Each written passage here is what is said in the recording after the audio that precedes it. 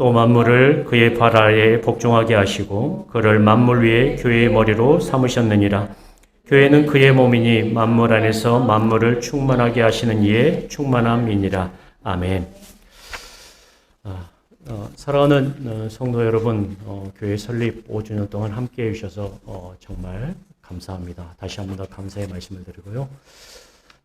교회가 하나님의 교회로 또 하나님께서 원하셨던 그 교회로 꾸준히 성장하고 또 갈 수 있도록 여러분들 기도 많이 해주시면 좋을 것 같습니다. PPT에 보시면 좀 쉬운 성경에서는 우리가 읽었던 이 본문을 이렇게 번역을 하고 있습니다. 어떻게 번역을 하고 있냐면 하나님께서는 만물을 그의 발 아래 두시고 그리스도를 교회의 머리로 삼으셨습니다. 교회는 그리스도의 몸이며 모든 것을 넘치도록 채우시는 분이 계신 곳입니다. 교회를 세우신 분이 누구시라고요? 하나님이십니다. 사도 바울은 에베소서를 통해서 하나님께서 그리스도를 교회의 머리로 삼으셨다는 말씀을 통해서 하나님께서 교회를 세우셨다는 것을 증거합니다. 여러분, 그의 몸되게 누가 세우신 건가요? 하나님께서 세우셨다는 것을 제가 말씀드리려고 하는 겁니다.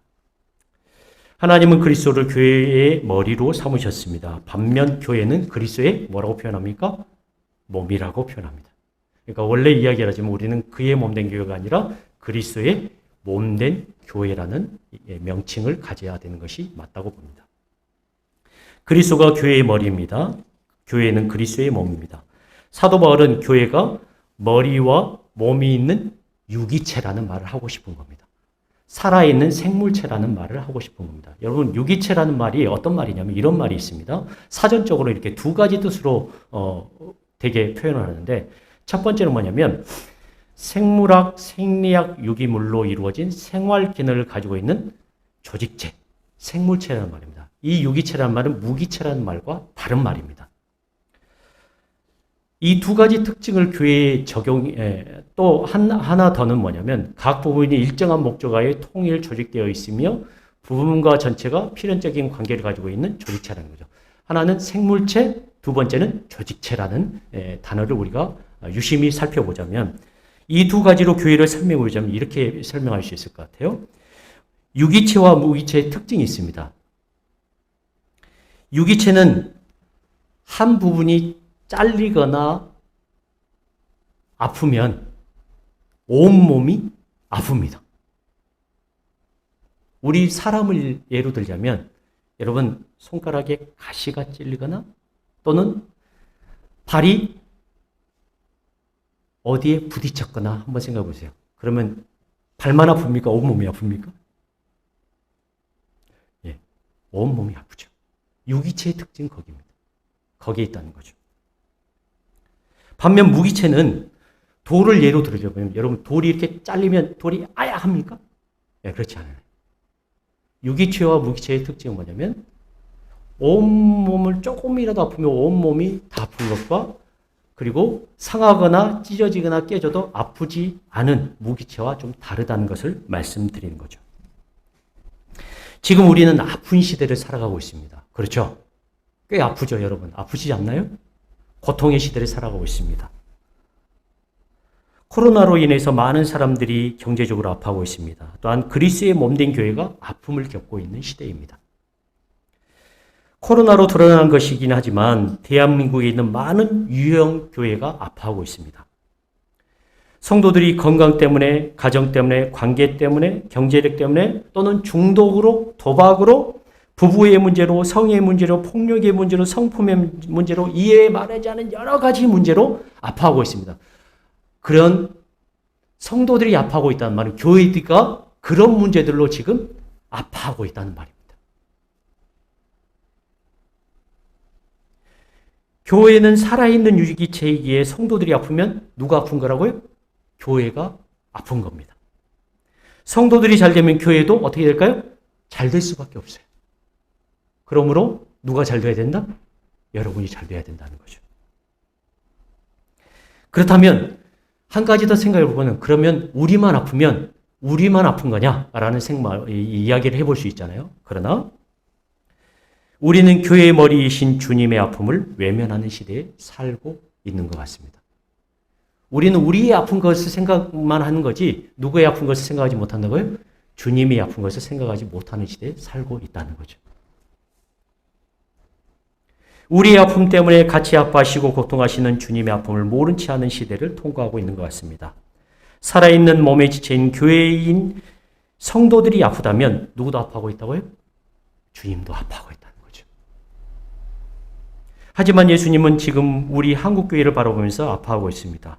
주님은 우리 성도들을 보면서 아파하고 있습니다. 주님은 우리의 자녀들을 보면서 아파하고 있습니다. 주님이 아파하시는 이유는 단 한 가지입니다. 왜 그럴까요? 성도들이 그리스도의 몸이기 때문입니다. 사랑하는 여러분, 여러분이 그리스도의 몸된 교회임을 잊지 마시기 바랍니다. 주님은 우리 때문에 이 땅에 오셨습니다. 주님은 우리를 위해서 십자가의 고통을 당하셨습니다. 주님은 우리 때문에 하나님이신 그 자리를 버리고 오심으로 그의 전생애가 아픔으로 가득 찬 삶이었습니다. 지금 하나님 우편에 앉아 계셔서 모든 만물을 다스리시는 왕권을 받으셨지만 여전히 우리 때문에 고통하며 아파하고 계십니다. 그러기에 왕이신 주님은 우리가 잘 되길 기대하고 있습니다. 주님은 아파하시기를 원하지 않고 여러분이 잘 되기를 기대하고 계십니다. 여러분이 아프면 누가 아프다고요? 주님이 아픕니다. 그러니 여러분 아프지 마시고 건강하게 주님의 몸된 교회로서 살아나가시는 분들 되시길 바랍니다. 두 번째 특징을 교회에 이렇게 대입시켜 보면 교회의 머리가 그리스도인 것을 우리가 믿다면 우리는 우리의 마음대로 살면 됩니까? 안 됩니까? 안 된다는 말을 하고 있는 겁니다. 우리는 우리의 뜻대로 사는 사람이 아닙니다. 유기체의 특징이 있는 것처럼 교회에는 목적이 있는 살아있는 조직체입니다. 우리의 목적은 우리의 뜻을 이루는 것이 아니라 주님의 뜻을 이루는 것입니다. 그래서 소요리 문답 제1문답에서는 이렇게 말하고 있습니다. 주님을 믿는 사람, 주님을 믿는 성도, 그럼 교회의 제일 되는 목적이 무엇인가? 앞에 한번 읽어보실까요? 시작! 사람의 제일 되는 목적은 하나님을 영화롭게 하며 그분을 영원토록 즐거워하는 것입니다. 이 사람이라는 거에 교회, 성도라고 집어넣으면 교회의 제일 되는 목적은 하나님을 영화롭게 하며 그분을 영원토록 즐거워하는 것입니다.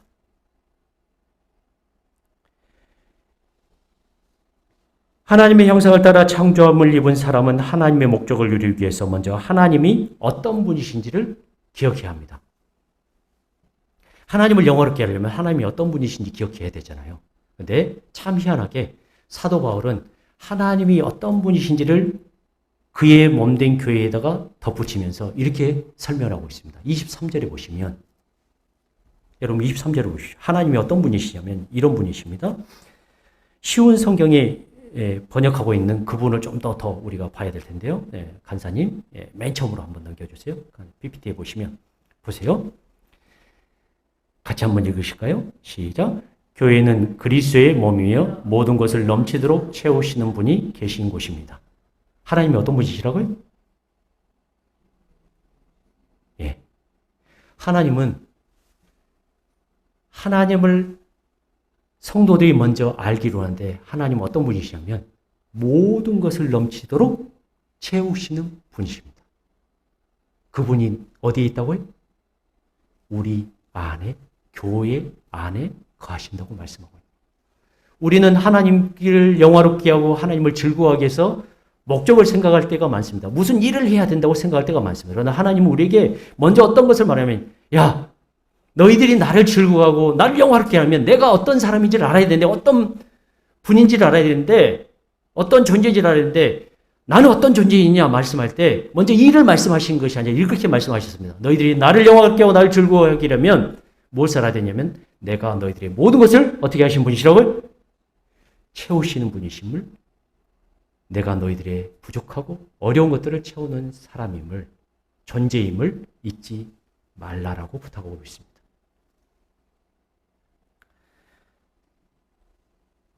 사랑하는 성도님들, 우리는 교회가 개척되고 5년의 시간 동안 체험의 시간을 경험했습니다. 참 맨 땅에 헤딩하면서 개척을 했습니다. 누구 말대로. 그러나 하나님께서 체험의 과정을 통해서 우리에게 주신 비전이 있었습니다. 우리 교회는 하나님께서 우리를 채우시는 과정을 보면서 우리는 이렇게 살면 안 되겠다라는 비전을 받았습니다. 그래서 선교와 구제는 했으면 좋겠다. 하나님의 목적을 이뤘으면 좋겠다라고 우리는 계획을 세웠고 우리의 목적을, 우리의 방향을 잡기로 결정을 했습니다. 그래서 여러분들 후원금을 제외한 우리 일반 재정에 제가 보통 일반 예산을 어떻게 보냐면 후원금을 제외한 특별 예산들을 선교 구제로 빠지는 예산들을 빼고 우리 일반 예산을 보니까 4천만 원이 있더라고요. 근데 선교 구제로 나간 헌금을 계산을 해보니까 1년에 한 800 정도가 나가더라고요. 여러분 몇 분의 1이 나가는 겁니까? 4분의 1이 선교와 구제로 나가는 겁니다. 이거는 보통의 교회에서 할 수 없는 수준입니다. 우리가 이 길을 계속 걸어가면 하나님께서 어떻게 하실 것을 우리가 기대할 수 있는 거죠? 마땅히 더 채우실 겁니다. 마땅히 더 우리에게 부어주실 겁니다. 그리고 우리 사랑하는 성도들이 그것을 할 수 있도록 하나님께서 어떻게 하실까요? 더 채우시고 인도하실 것입니다. 그래서 우리가 이 5주년 설립 감사 예배를 드릴 때 좀 하나님에 대해서 더 깊이 감사하며 나갔으면 좋겠습니다. 교회를 그렇게 채우시고 인도해 주셨던 것처럼 교회인 성도들을 하나님께서 어떻게 하실까요? 반드시 채우시고 필요한 것들을 넘치도록 부어주실 것입니다. 근데 그 체험이 단 물질적인 체험뿐만 아니라 사도 바울은 하나님께서 우리에게 어떤 부분을 더 채워주신다고 말씀하고 있는데 그 말씀이 바로 17절과 18절에 이렇게 볼 수 있습니다. 우리에게 하나님께서 어떤 복을 더 채워주실 것인가. 사도 바울이 이런 복들이 하나님께 믿는 사람들에게 있을 것이라는 그런 기대감을 가지고 우리에게 말씀하고 있는데요. 자, 17절부터 18절. 자, 같이 한번 읽으실까요? 시작. 우리 주 예수 그리스도의 하나님 영광의 아버지께서 지혜와 계시의 영을 너희에게 주사 하나님을 알게 하시고 너희 마음의 눈을 밝히사 그의 부르심의 소망이 무엇이며 성도 안에서 그의 기업의 영광의 풍성함이 무엇이며 그의 힘의 위력으로 역사하심을 따라 믿는 우리에게 베푸신 능력의 지극히 크심을 어떠한 것을 너희로 알게 하시길 구하노라. 네, 세 가지로 요약을 하면 하나님의 채우심이란 어떤 것이면 우리의 이런 체험들을 통해서 하나님을 더욱더 어떻게 하신다고요? 잘 알게 하실 것입니다.